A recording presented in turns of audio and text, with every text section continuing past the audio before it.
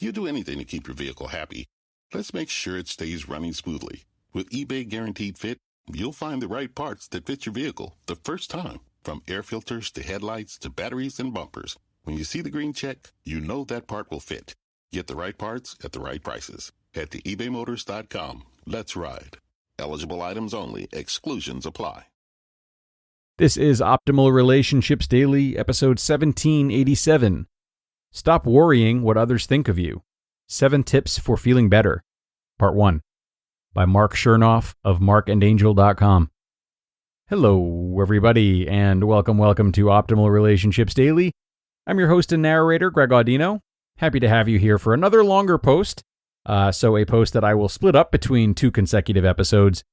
Today, we're going to hear part 1 of this one from Marc Chernoff. It's a post that really covers in detail the downfalls of caring too much about what others think of you, as well as how to overcome these feelings. So let's jump into the first part and start optimizing your life. Stop worrying about what others think of you. 7 tips for feeling better. Part 1. By Marc Chernoff of marcandangel.com. In what way is the fear of rejection holding you back? How would your life be different if you didn't subconsciously care what everyone thought about you? To answer these questions, we must understand that the vast majority of our fears and anxieties amount to one thing: loss. We fear losing our youth, losing our social status, losing our money, losing control, losing our comfort, losing our life. We also fear, perhaps more than anything else, being rejected by others. This kind of fear is widespread and debilitating if left unaddressed. Why is this fear so deeply entrenched in us? In ancient tribal times, being rejected from the safety of the community could have meant death. So it's no wonder, really, that we want to be accepted by others. Fear is an instinctual human emotion designed to keep us aware and safe, like the headlights on a car, clearly illuminating the twists and turns on the road ahead. But too much fear, like high beams blinding us on a dark, foggy road, can cause the loss of the very thing we feared losing in the first place. This is especially true when it comes to our fear of rejection.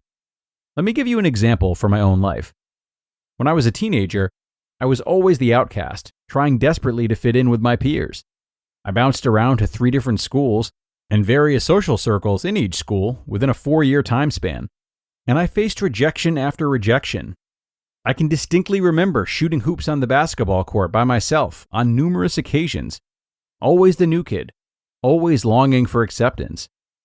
For the longest time, I thought these childhood outcast experiences were the root cause of my obsessive, people-pleasing ways in my adulthood. In my 20s, I was always looking for signs that others didn't like me.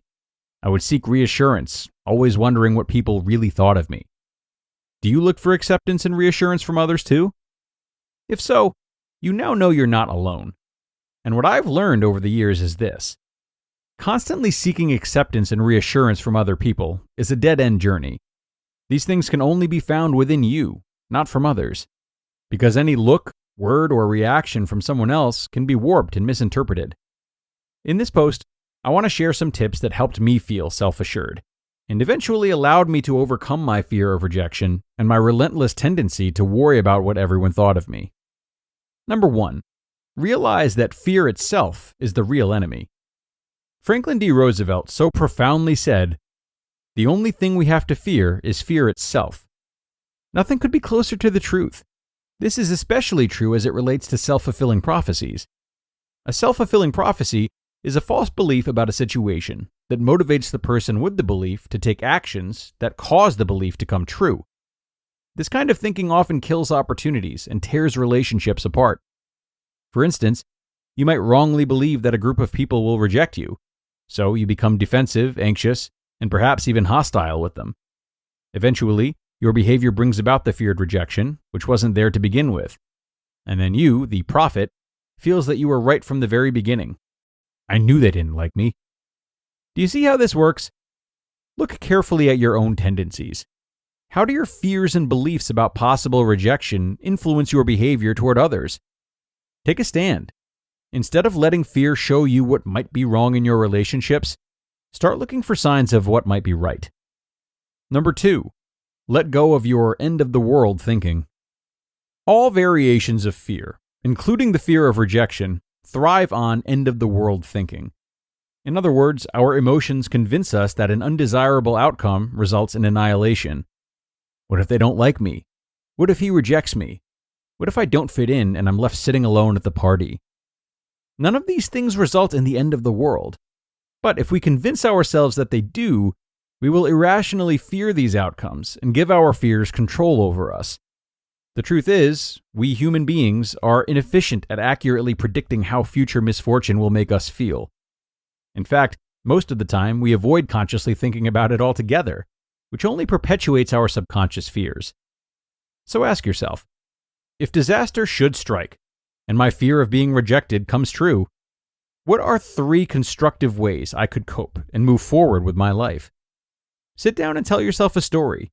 Write it down too if it helps, about how you will feel after rejection, how you will allow yourself to be upset for a short while, and then how you will begin the process of growing from the experience and moving on.